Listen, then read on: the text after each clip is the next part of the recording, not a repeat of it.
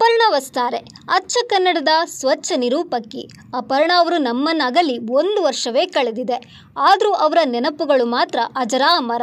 Silicon city ಬೆಂಗಳೂರಿಗರಿಗಂತೂ Aparna ಅವರು ಯಾವಾಗಲೂ ನೆನಪಿನಲ್ಲಿರೋ ವ್ಯಕ್ತಿ.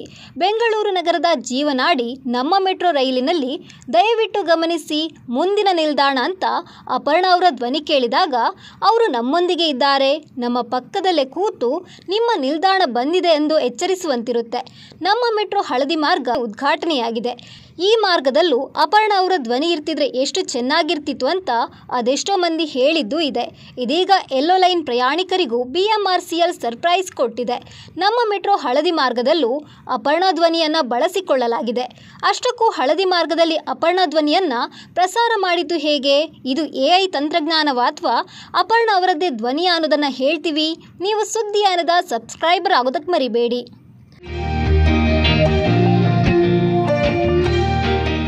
ಅಪ್ಪಟ ಕನ್ನಡದಲ್ಲಿ ನಿರೂಪಣೆ ಮಾಡ್ತಿದ್ದ ಅಪರ್ಣಾ ಧ್ವನಿಯನ್ನು ಕೇಳದವರೇ ಇಲ್ಲ.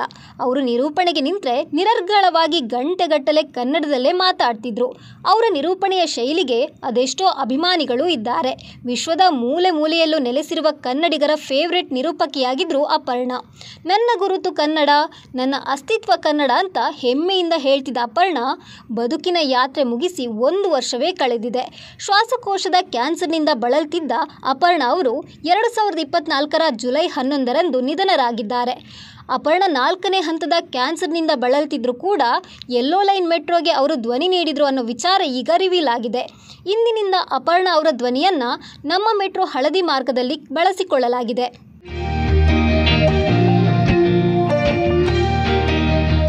ಹೌದು, ಅಪರ್ಣಾ ಅವರ ಧ್ವನಿ ತುಂಬ ಸುಮಧುರ. ಆಕೆ ಆ್ಯಂಕರಿಂಗ್ಗೆ ನಿಂತರೆ ಬಾಯಿಂದ ಮುತ್ತುಗಳು ಉದುರ್ತಿವೆ ಎಂದೆನಿಸುತ್ತಿತ್ತು. ಹಸಿರು ಹಾಗೂ ಪರ್ಪಲ್ ಲೈನ್ ಮೆಟ್ರೋಗೆ ಅಪರ್ಣಾ ಧ್ವನಿ ನೀಡಿರೋದು ನಮ್ಮ ಮೆಟ್ರೋದ ಹೈಲೈಟ್ ಕೂಡ ಆಗಿತ್ತು. ನಮ್ಮ ಮೆಟ್ರೋ ಹಳದಿ ಮಾರ್ಗ ಕೂಡ ಲೋಕಾರ್ಪಣೆಗೊಂಡಿದೆ. ಪ್ರಧಾನಿ ನರೇಂದ್ರ ಮೋದಿ ಅವರು ಯೆಲ್ಲೋ ಲೈನ್ ಉದ್ಘಾಟನೆ ಮಾಡಿದ್ದಾರೆ. RV ರಸ್ತೆಯಿಂದ ಬೊಮ್ಮಸಂದ್ರದವರೆಗೆ ಈ ರೈಲು ಸಂಪರ್ಕ ಕಲ್ಪಿಸುತ್ತೆ.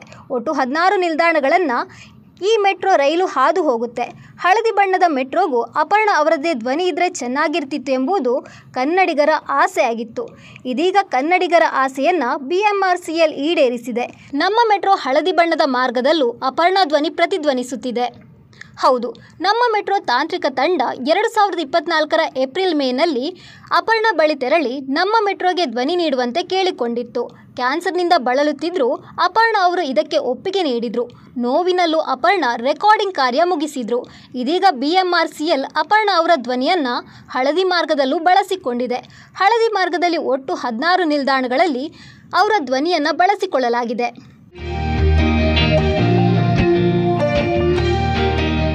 ಸದ್ಯ ಹಸಿರು ಬಣ್ಣದ ಲೈನ್ ನಾಗಸಂದ್ರದಿಂದ ಸಿಲ್ಕ್ ಇನ್ಸ್ಟಿಟ್ಯೂಟ್ವರೆಗೆ ಕಾರ್ಯನಿರ್ವಹಿಸುತ್ತೆ. ಈ ಮಾರ್ಗದಲ್ಲಿ ಒಟ್ಟು 32 ಮೆಟ್ರೋ ಸ್ಟೇಷನ್ಗಳಿವೆ. ಪರ್ಪಲ್ ಲೈನ್ ವೈಟ್ಫೀಲ್ಡ್ನಿಂದ ಚಲ್ಲಘಟ್ಟದವರೆಗೆ ಕಾರ್ಯನಿರ್ವಹಿಸುತ್ತೆ. ಈ ಮಾರ್ಗದಲ್ಲಿ 37 ಮೆಟ್ರೋ ಸ್ಟೇಷನ್ಗಳಿವೆ. ಈಗ ಹಳದಿ ಮೆಟ್ರೋ ಸೇರಿ ಒಟ್ಟು 85 ಸ್ಟೇಷನ್ಗಳಲ್ಲಿ ಅಪರ್ಣಾ ಅವರ ಧ್ವನಿ ಪ್ರಸಾರ ಮಾಡಲಾಗ್ತಿದೆ. ಅಪರ್ಣಾ ಅವರು 4ನೇ ಹಂತದ ಕ್ಯಾನ್ಸರ್ನಿಂದ ಬಳಲ್ತಿದ್ರು ಕೂಡ ಮೆಟ್ರೋಗೆ ಧ್ವನಿ ನೀಡಿ ತಮ್ಮ ಕೆಲಸದ ಮೇಲಿನ ಶ್ರದ್ಧೆಯನ್ನು ತೋರಿಸಿಕೊಟ್ಟಿದ್ದಾರೆ. ಅಪರ್ಣಾ ಅವರ ಕರ್ತವ್ಯ ನಿಷ್ಠೆಗೆ ಎಲ್ಲರೂ ಮೆಚ್ಚುಗೆ ವ್ಯಕ್ತಪಡಿಸುತ್ತಿದ್ದಾರೆ. ನಮಸ್ಕಾರ.